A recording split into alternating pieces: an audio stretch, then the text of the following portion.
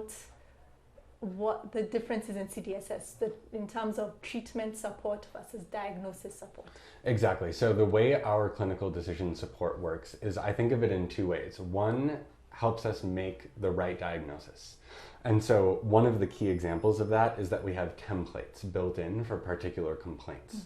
So to give you an example, we have a headache template where when you put in the chief complaint of headache, it's going to pop up a couple of history and physical exam items that you should record anytime that you're assessing a patient with headache. And one example of that is we want to make sure we're not missing some really severe red flag signs. Example would be like patients who have meningitis may have fever and a stiff neck. And so we make sure that those are documented in the template. And as a clinician, even though you know that meningitis is a cause of headache, it can be easy to forget it. It can be possible to go through and just not think of it. And so the template just really helps make sure that you go through that standard thought process each and every time. So that's a little bit on the diagnosis support. On the treatment support, what we mean is it's giving you those recommendations around treatment. And you brought up the example of gastroenteritis with dehydration. Most of us have seen that hundreds, if not thousands of times. We have a good idea of how to treat it. But when you look across Kenya, you see most kids get antibiotics for gastroenteritis with dehydration. Very, very few get ORS and zinc, which are two very strongly evidence-based treatments that reduce the duration of symptoms, and they also reduce the risk of recurrence. And yet they're not really given. And so the CDSS helps to make sure that those things are given.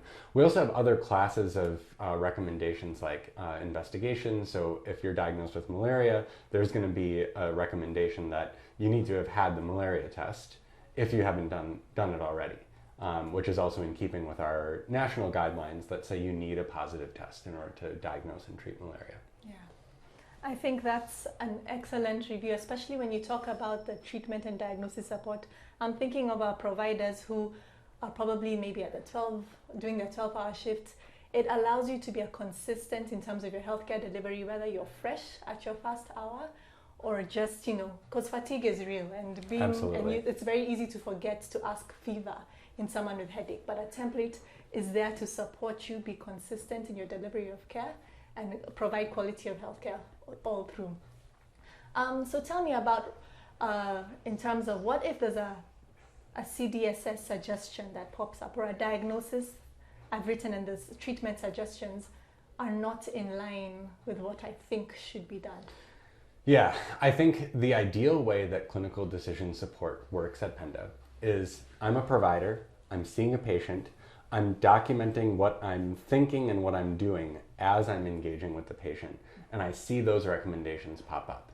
And the idea of those recommendations is they're supposed to help you standardize your care in accordance with Penda's guidelines and make sure that you don't forget things that are among the ideas that we talked about.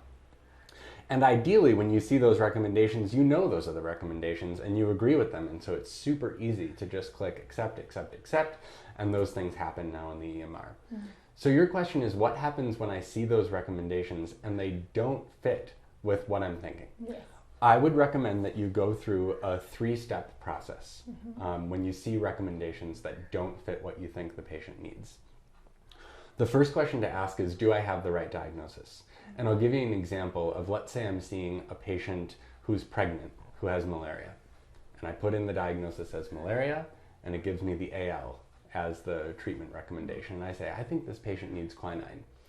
In that case, you should think to yourself, maybe I don't have the right diagnosis. And if you switch it to malaria and pregnancy, then now you're seeing the recommendation that you expected. That is a common occurrence in other scenarios like complicated versus uncomplicated UTIs and many other examples. So the first thing to think is, do I have the right diagnosis to match with what this patient is experiencing?